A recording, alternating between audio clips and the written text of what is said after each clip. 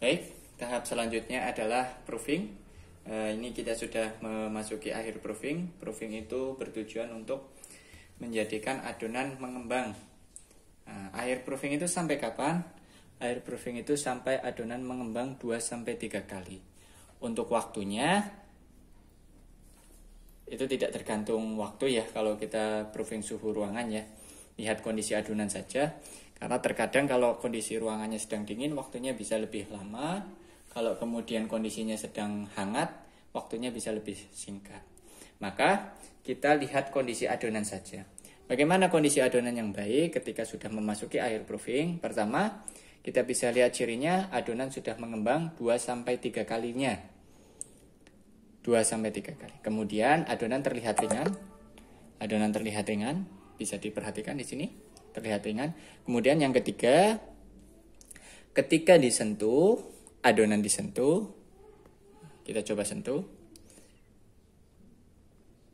bekas sentuhannya, nah kita lihat ya, disentuh, bekas sentuhannya itu akan baliknya agak lambat, gitu.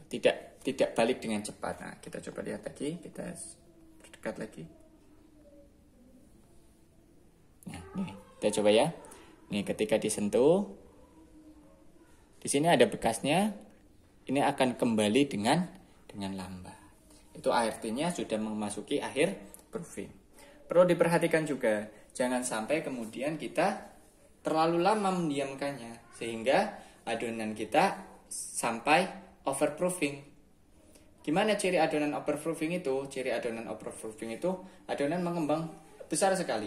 Kemudian yang kedua, ketika disentuh itu akan mudah kempes.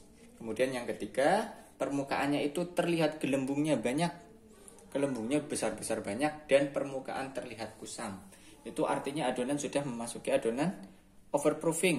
Nah, kalau adonan overproofing, efeknya apa? Si bomboloninya itu akan mudah kempes. Setelah digoreng akan kempes. Setelah digoreng akan kempes. Nah, demikian ya. Setelah adonan memasuki fase akhir proofing atau proofingnya sudah berakhir, sudah sampai mengembang 2 kali lipat. Kemudian kita, tadi sedikit informasi bahwa selama proofing adonan itu ditutup rapat ya. Jadi sudah kami buka, ditutup rapat supaya apa? Supaya tetap lembab dan tidak kering. Kalau dibuka nanti bomboloni yang dihasilkan itu cenderung kering. Tapi kalau didiamkan dalam kondisi tertutup rapat itu akan tetap lembut. Kemudian setelah itu, ketika kita akan menggorengnya, jangan langsung digoreng, tetapi diangin-anginkan terlebih dahulu. Sampai kapan? Sampai permukaannya itu ketika kita raba itu sudah kering. Nah, dianginkan terlebih dahulu sampai permukaannya kita raba sudah kering. Kalau sudah kering itu tandanya siap untuk digoreng. Supaya apa tujuannya? Dianginkan sampai kering. Tujuannya supaya white ringnya itu tetap kokoh.